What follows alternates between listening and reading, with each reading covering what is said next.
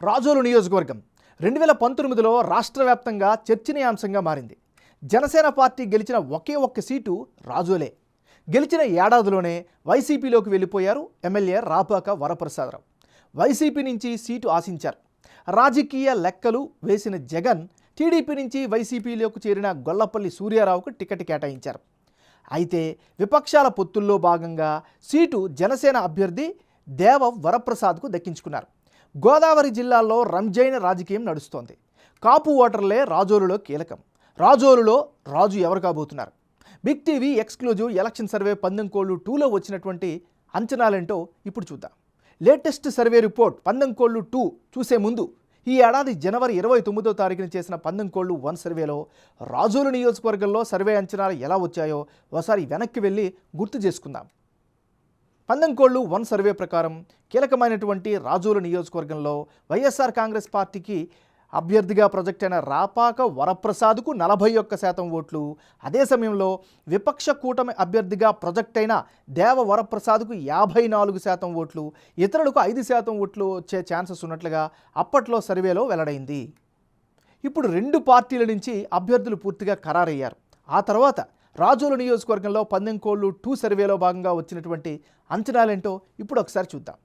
ఇప్పటికిప్పుడు కనుక ఎన్నికలు జరిగితే రాజోలు నియోజకవర్గంలో వైసీపీకి అనుకూలంగా 44% ఓటింగ్ కనిపిస్తోంది. అదే సమయంలో ఉమ్మడి అభ్యర్థిగా జనసేన పార్టీ నుంచి బరిలోకి దిగుతున్నటువంటి అభ్యర్థికి అనుకూలంగా 49% ఓట్లు దక్కే ఛాన్సెస్ కనిపిస్తున్నాయి. ఇతరులకు 7% ఓట్లు దక్కే ఛాన్సెస్ ఉన్నట్లుగా పందెంకోళ్ళు 2 సర్వేలో వెల్లడైంది. ఈ 2 సర్వేల మధ్య జనం అభిప్రాయం ఈ నియోజకవర్గంలో ఎలా ఎందుకు మారింది? 2 పార్టీల అభ్యర్థుల్లో ఎవరికి ఎడ్జి పెరిగింది అన్నది ఇప్పుడు ఒకసారి పరిశీలిద్దాం.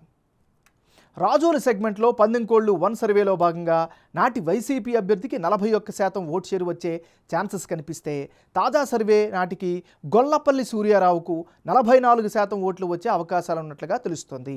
మరోవైపు విపక్ష కూటమి అభ్యర్థికి గత సర్వేలో 54% ఓట్లు, తాజా సర్వే నాటికి టిక్కెట్ దక్కించుకున్న జనసేన అభ్యర్థి దేవవరప్రసాద్కు 49% ఓట్లు వచ్చే అవకాశాలు ఉన్నట్లుగా తెలుస్తోంది.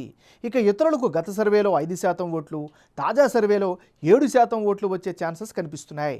ఓవరాల్గా చూస్తే రాజోలు నియోజకవర్గంలో జనసేన అభ్యర్థికే గెలుపు అవకాశాలు ఉన్నాయని తేలింది. 2 సర్వేల్లో రాజోలు సెగ్మెంట్లో అభ్యర్థుల మధ్య మారిన ఓట్ల శాతం, అందుకు గల కారణాలను ఇప్పుడు విశ్లేషిద్దాం. ముందుగా ఈ నియోజకవర్గంలో 32%గా ఉన్న కాపుల ఓట్లు జనసేనకు కీలకం కాబోతున్నాయి. టీడీపీ, జనసేన, బీజేపీ కూటమిగా వస్తుండడం ప్లస్ పాయింట్.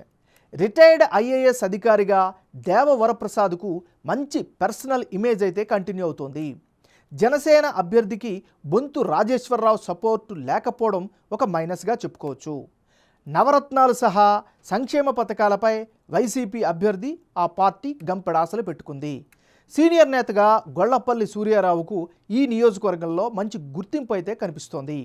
ఓవరాల్గా ఇప్పటికిప్పుడు ఎన్నికలు జరిగితే రాజోలు నియోజకవర్గంలో జనసేన పార్టీకే ఎడ్జి ఉన్నట్లు బిగ్ టీవీ ఎలక్షన్ సర్వేలో వెల్లడైంది.